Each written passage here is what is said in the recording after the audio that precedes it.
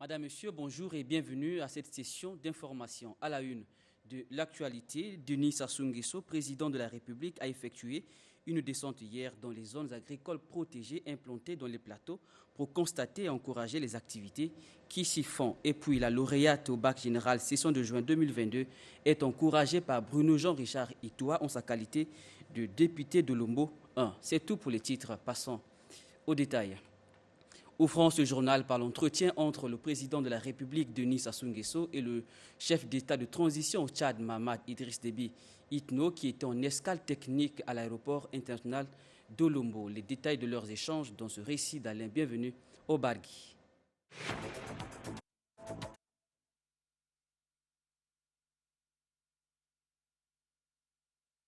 C'est à 9h30 que le président de la transition au Tchad, Mahamat Idriss Déby Itno, est arrivé ce mardi à l'aéroport international de Lombo. Il est accueilli par le président de la République, Denis Sassou Nguesso. Le chef de l'État tchadien était en escale technique en provenance de Kinshasa, capitale de la République démocratique du Congo, où il a participé du 24 au 25 juillet 2022 à la 21e session de la conférence ordinaire des chefs d'État et de gouvernement de la CEAC, Communauté économique des États de l'Afrique centrale. Dispositif protocolaire déroulé, les deux chefs d'État se sont entretenus pendant plus d'une heure au salon d'honneur de l'aéroport international de Lombo. Denis Sassou Nguesso et Mahamat Idriss Déby Itno ont donc fait le tour d'horizon de l'actualité dans la sous-région, en Afrique et dans le monde. En effet, les questions de paix et de sécurité, la crise économique et humanitaire à travers le continent préoccupent tous les dirigeants africains. Le Tchad, par exemple, fait face à l'activisme des groupes armés qui provoquent le déplacement massif des populations. Signalant que Denis Sassou Nguesso reçoit le président du comité militaire de transition tchadien 24 heures après avoir reçu le ministre des Affaires étrangères de la Fédération de Russie, Sergueï Lavrov. C'est à 10h55 que Mahamat Idriss Déby Itno s'est envolé pour N'Djamena, la capitale tchadienne. Le président de la République, Denis Sassou Nguesso, a mis à profit son séjour de travail à Oyo pour visiter hier quelques sites de production agro-pastorale dans le département des Plateaux. Il s'agit des zones agricoles protégées d'Étoili, de Ngokouraté et d'Okyo pour constater le travail qui s'y réalise. Alain Bienvenu au Bargui, une fois de plus. Depuis plusieurs années et sans discontinuer, le président de la République, Denis Sassou Nguesso, fait de l'agriculture une priorité dans le processus de développement socio-économique du Congo. Promesse de campagne, les zones agricoles protégées sont déjà opérationnelles dans le département des Plateaux et d'autres sont en cours de création sur l'ensemble du territoire national. La zone agricole d'Étoili a été le premier site visité ce mardi par le président de la République, Denis Sassou Nguesso. Ici, la zone s'étend sur 101 hectares, dont 48 sont réservés à la production du maïs et les autres hectares pour la production du manioc. 240 producteurs y sont installés, représentant 10 groupements coopératifs. La récolte est imminente et la prochaine campagne est prévue pour mi-septembre. Puis le site d'Ossio dans le district de Gamboma, consacré à l'élevage des bovins et des ovins. Produire beaucoup pour vaincre l'insécurité alimentaire, voilà le mot d'ordre tracé dans Poursuivant la marche, a dit Denis Sassou Nguesso. La promesse faite pendant la campagne électorale se concrétise maintenant. On va vers la mécanisation de l'agriculture dans le pays et nous ne serons plus dépendants des autres peuples. Parce que j'ai dit, un peuple qui ne produit pas ce qu'il consomme n'est pas un peuple libre. Le ministre de l'Agriculture, de l'Élevage et de la Pêche, Paul Valentin Gobo, exécuteur de ce projet sous l'impulsion du président de la République, reste déterminé. Ce sont des espaces dans lesquels les producteurs ont beaucoup plus de surface. Ce qui veut dire qu'en termes de revenus, c'est beaucoup plus intéressant. En additionnant la production des différents espaces, la production nationale va augmenter. Donc c'est un moyen pour nous d'augmenter plus rapidement la production nationale. Nous n'avons pas beaucoup d'entreprises à travers le pays, notamment à l'intérieur du pays. Et donc l'existence des ZAP est une base pour la constitution d'un certain tissu économique. Puisque lorsque vous avez des producteurs, des fournisseurs de matières premières, vous pouvez plus facilement attirer des usines de transformateurs. Donc c'est vraiment à différents niveaux qu'on peut trouver cet intérêt. Et globalement, c'est un moyen pour nous de contribuer à la diversification de l'économie. D'autres zones agricoles protégées en cours de création imminente sont enregistrées dans 8 départements du Congo. Dans le domaine agricole, le gouvernement ambitionne de mettre en place 100 zones agricoles protégées dans les 12 départements, conformément aux instructions du président de la République, qui a également visité la 3e ZAP sur les 9 déjà implantées. On fait le point avec Célestin Okano-Irika. L'agriculture au sens large est un pilier important du PND 2022-2026 qui est la traduction du projet de société du président Denis Sassou Nguesso, Ensemble poursuivant la marche. En effet, le chef de l'État Denis Sassou Nguesso a procédé ce mardi 26 juillet 2022 à la visite de la 3e ZAP Ngo-Kouraté dans la sous-préfecture de Ngo dans le département des Plateaux. Les ZAP constituent l'une des stratégies de développement des activités agro-pastorales et halieutiques visant la mise en place des espaces aménagés tout en augmentant la taille des exploitations agricoles et à créer un cadre favorable à la création des chaînes de valeur. Dans cette ZAP visitée, l'accent est mis sur la culture du maïs et du soja en phase expérimentale, comme nous l'explique le directeur général de l'agriculture, Paul Raphaël Ongwala. Au niveau de cette zone, nous avons 100 hectares mis à la disposition des groupements. C'est l'esprit des zones agricoles protégées. Et de l'autre côté, là où nous sommes là, nous avons 400 hectares de maïs à ce niveau-ci. Dans les zones agricoles protégées, vous voyez un accent particulier est mis sur le maïs et le soja pour la production de l'aliment de bétail. Mais nous ne perdons pas de vue que nous avons le manioc qui est notre aliment de base. Les ZAP permettent aussi aux producteurs d'évoluer en coopérative afin de mieux développer leur rendement. 60 hectares de maïs et 40 hectares de soja viennent d'être récoltés à la satisfaction des producteurs. Vous savez que la ZAP, c'est une zone agricole protégée qui pour nous c'est un rêve. Je vous le dis. On ne croyait pas. Les gens ont tenu des millions, tels que moi qui parle, ma coopérative a eu 1 160 000. Du coup, je vous dis que le remerciement que nous adressons au président de la République est énorme. Si bien que je pourrais même lui appeler Moïse. Parce que depuis que les groupements sont groupements, on n'a jamais vu un tel geste. Et voilà qu'aujourd'hui, qu'est-ce que nous allons chercher? Les kits, les brouettes, toutes les maisons que vous voyez là sont équipées, même en eau potable. Les citernes sont là. Je suis très très content. À Kouraté, les exploitants agricoles ont gratifié le chef de l'État de quelques présents fruits de leur labeur. Le tout au rythme d'une animation spontanée.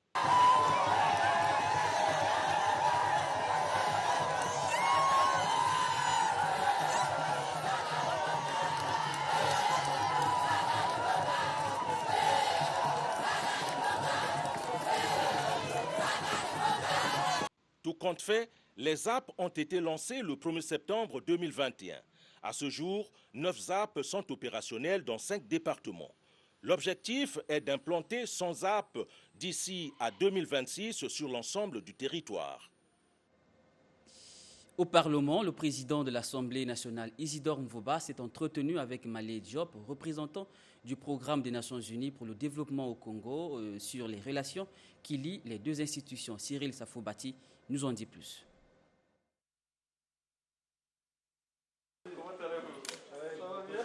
Pour rien au monde, le représentant du programme des Nations Unies pour le développement au Congo, Malé Diop, ne pouvait quitter ses fonctions sans s'entretenir avec le président de l'Assemblée nationale, Isidore Mvoba.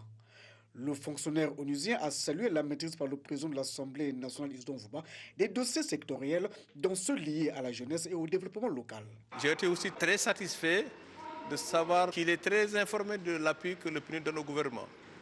Il m'a parlé des plans locaux de développement que nous sommes en train d'accompagner pour faire atterrir le plan national de développement au niveau local. Il m'a parlé aussi de notre programme d'accompagnement aux jeunes, le programme Youth Connect. Ça aussi, ça a été une surprise parce que je me disais que c'était au niveau sectoriel. Mais ça aussi, ça montre aussi l'importance et l'intérêt que porte le Parlement aux efforts de développement que nous menons, nous accompagnons le Congo dans ces efforts et je pense que ça ne fait que renforcer notre engagement et notre détermination à accompagner le pays et ses différents démembrements à aller de manière assidue et forcée vers le développement. Et vraiment, ça nous encourage. Durant son mandat passé au Congo, le représentant du PNUD a accompagné le Parlement de la formulation d'un plan stratégique assorti d'un plan d'action et également le renforcement des capacités des députés dans l'exécution de leur travail.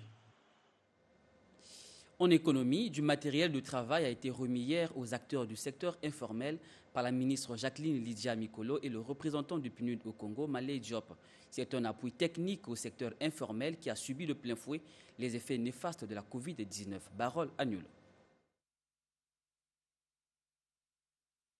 Les mesures prises contre la pandémie à coronavirus ont affecté considérablement le secteur informel au Congo. C'est dans cette optique que le PNUD vient en appui de ses 236 promoteurs de ce secteur à travers ce don qui a été sollicité par le ministère des Petites et Moyennes Entreprises, de l'Artisanat et du secteur informel. Le secteur informel constitue donc un gisement à fort potentiel d'emploi et de revenus et un réel amortisseur social des différentes crises économiques, financières et sanitaires et bien entendu le chômage et la pauvreté.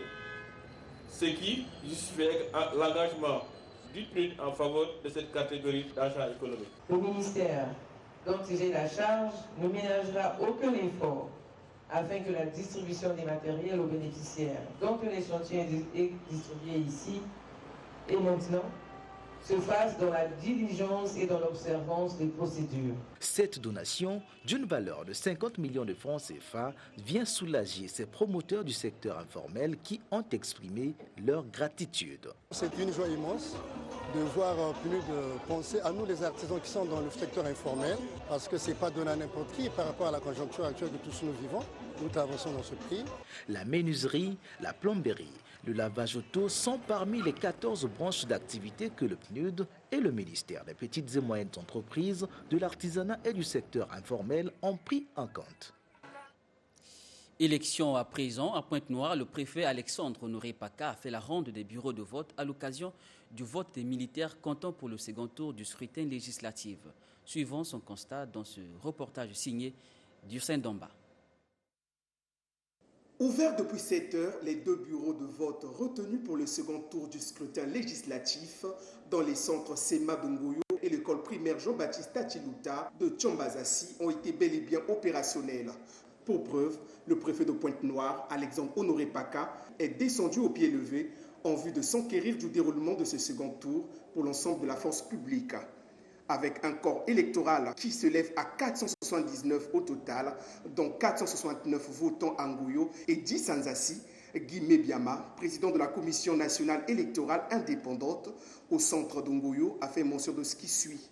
Mais le scrutin se déroule dans des conditions tout à fait normales, il n'y a aucun problème particulier. Alors le retrait de la candidature de l'un des compétiteurs a été fait après que les bulletins aient été imprimés.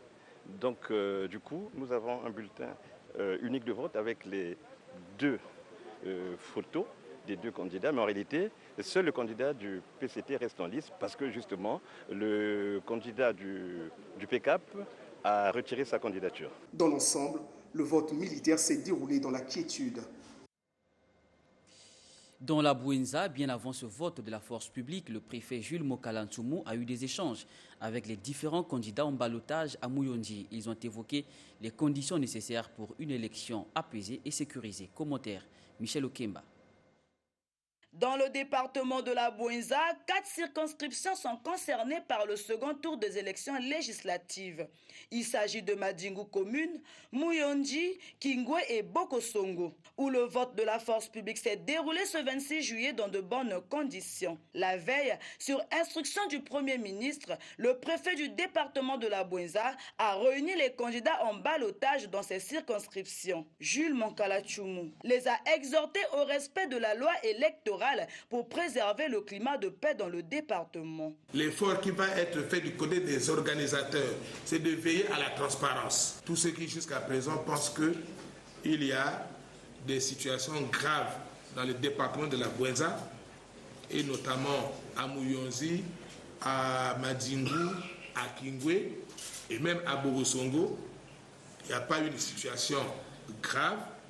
Nous croyons que l'élection va se dérouler dans de très bonnes conditions. Le préfet Mankala Tchoumou conseille aux différents candidats d'utiliser les voies de recours prévues par la loi en cas de contentieux électoral. Dans le même registre, signalant que la présidente du Conseil économique, social et environnemental, Emilienne Raoul, a reçu hier un extrait du rapport de la mission conjointe d'observation électorale de la diaspora africaine en Europe et du groupe Agir Europe-Afrique. Les détails avec Franck Tangulanga. Venu en terre congolaise pour accomplir la mission d'observation durant les élections couplées, locales et législatives. Cette délégation d'observateurs de la diaspora africaine en Europe et du groupe Agir Europe-Afrique a remis un extrait du rapport d'observation auprès de la présidente du Conseil économique et social environnemental. Nous avons exploité votre document, surtout que dans notre institution, ce sont les représentants de la société civile qui se retrouvent. Et un tel document pourra être reproduit à leur niveau et ils pourront discuter largement et tirer des leçons. D'après ces observateurs, les élections couplées, locales et législatives, du 4 et du 10 juillet dernier, se sont déroulées dans un climat de paix. Au chapitre éducation, le programme d'appui à l'amélioration du système éducatif PRACED vient de doter les directeurs départementaux de l'enseignement préscolaire, primaire, secondaire et de l'alphabétisation des moyens roulants qui ont été réceptionnés par le ministre Jean-Luc Moutouzita Oudjabalou.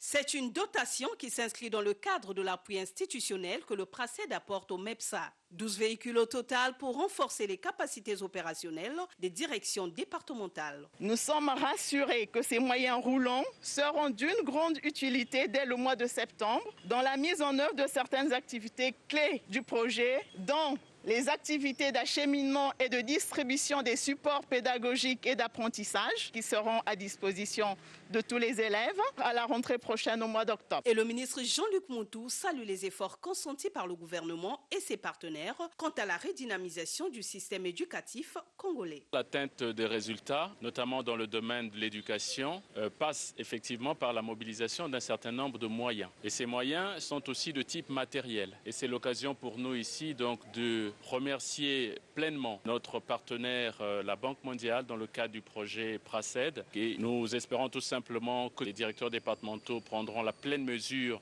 de ces efforts consentis par le gouvernement de la République et qu'ils utiliseront donc à bon escient ces véhicules. Peu avant, la délégation du PRACED a échangé avec le ministre sur la rallonge du projet accordé pour une année. Diana Vanité Lonangate, la meilleure élève au bac général 2022, a été reçue par le député de Lombo 1, Bruno Jean-Richard Itoa, qui a tenu à l'encourager à travers quelques cas de reportage. Cyril Safoubati. Chers collègues, Diana Ngatié, élève au lycée Denis Sassou Nguesso de Lombo, dans le département des Plateaux, fait honneur à ses parents et à la République avec 16,4 de moyenne obtenue au baccalauréat à 4 sessions de 2021-2022. Le ministre des Hydrocarbures, en sa qualité de député de Lombo 1, Bruno Jean-Richard Itoa, qui prône l'excellence, a reçu la lauréate en présence de son père. Et après le bac, j'envisage d'embrasser la diplomatie. J'ai une demande à lancer à l'endroit du ministre ainsi qu'aux autorités de bien vouloir m'appuyer sur le plan financier pour pouvoir financer mes études supérieures. Pour le député de Lombo 1, Bruno Jean-Richard Itoa, les élèves de l'intérieur du pays peuvent aussi se distinguer dans les examens d'État. Une jeune fille qui a fait tout son lycée au Lombo, de la 6e à la terminale, mais elle l'a fait de la plus brillante manière qui soit, avec une moyenne de 16 et quelques. Aujourd'hui, c'est fort de symbole aussi parce que c'est un ancien qui passe la main à une nouvelle. La lauréate au baccalauréat général, Diana Vanité Lonangate, a reçu de la part du cabinet parlementaire du député de Lombo 1 des cadeaux dont une tablette et un modèle. Éducation toujours, lors du déroulement des épreuves écrites du brevet d'études du premier cycle BEPC, le sous-préfet de Mabombo dans la Bouenza avait initié les cantines scolaires au profit des candidats et surtout des enfants issus des familles défavorisées. Maoli Osinondé. Des cantines scolaires spéciales ont été mises à la disposition des candidats au BPC, le brevet d'études du premier cycle, session de juillet 2022, au CG de Mabombo et au CG de Moussanda, dans le département de la Bouinza. C'est une initiative du sous-préfet de Mabombo en vue de lutter contre la faim, l'une des raisons de la déconcentration des élèves et du décrochage scolaire. Il faut dire que nous-mêmes, nous sommes dans votre partie. Généralement, les centres d'examen étaient éloignés et parfois, quand on arrivait, tout le monde n'avait pas suffisamment d'argent. Ce n'est pas pour la première fois que nous posons un tel acte. À Mouyonzi, c'est ce que nous faisons de temps en temps. Et nommé ici, j'ai été accueilli par les parents. Je me suis dit, il faut faire quelque chose pour les enfants. Parce que ce qui nous anime aujourd'hui, c'est le don de l'aigle à la postérité. Donc là maintenant, l'examen se passe bien parce qu'on a pris un peu d'énergie. Nous sommes très contents. Les épreuves écrites du BPC se sont achevées dans le calme et la joie au sein de ces deux localités. Après Mabombo, cap sur Owando dans la cuvette où les travaux de construction de l'école paramédicale Julien Modio ont été relancés conformément à une promesse du ministre Ghislain Thierry Magessa Ebomé de l'enseignement technique et professionnel Isis Onyangue. Owando, chef-lieu du département de la Cuvette, site de l'école paramédicale Julien Monzo, à l'arrêt depuis 7 ans, ici visité par Ghislain Thierry Magessa et Boumé. Nous sommes là en juin dernier. Chose promise, chose due, la promesse du patron de l'enseignement technique et professionnel a été réalisée.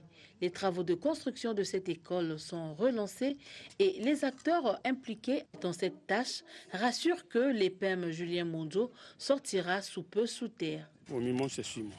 Les efforts du gouvernement sont ici salués. Nous remercions le président de la République et son gouvernement d'avoir pensé à nous. Parce que nous croyons que dans le nouveau site, nous aurons toutes les conditions nécessaires pour la formation des futurs cadres de santé. Les futurs locataires de cette école de formation s'impatientent. Nous sommes vraiment dans la joie. Parce que vu les conditions qu'on vivait ici, l'année prochaine, ça sera différent. L'EPEM d'Owando sera constitué de 4 salles de classe, d'un bloc sanitaire, un bloc administratif, une salle informatique, 12 bureaux et un magasin. En culture, les industries culturelles et créatives, maillon sûr de la diversification de l'économie congolaise et de création d'emplois pour les jeunes, c'est sur ce thème que se tiendra la 2e édition du Salon des industries culturelles et créatives du Congo. À ce propos, une conférence de presse a été animée hier à Brazzaville. Larson Mabona. En leur qualité de figure de proue de la Direction générale des arts et des lettres, ainsi que de la Direction des industries culturelles et des maisons des cultures, Ipari Marcel et Jean-Bruno Obombi ont, au cours de cette conférence de presse, éclairé la lanterne des chevaliers de la plume et du micro sur les enjeux de la 2e édition du Salon des industries culturelles et créatives du Congo. Vous savez que la culture a toujours été prise comme un secteur négligeable. Pour certains, on pense que c'est un secteur budgétivore. C'est un secteur où les investissements sont à fond perdus. C'est un secteur dispendieux, donc qui ne rapporte rien à l'État. Pour votre information, là où nous sommes, on est en train de vous prouver qu'on peut faire de l'économie avec la culture, et ce, avec la valorisation des industries culturelles. Déterminé à mettre en musique le projet du chef de l'État dans son volet lié à la diversification de l'économie et à la création des emplois, le ministère de la Culture et des Arts entend sensibiliser les jeunes sur l'importance de l'entrepreneuriat culturel.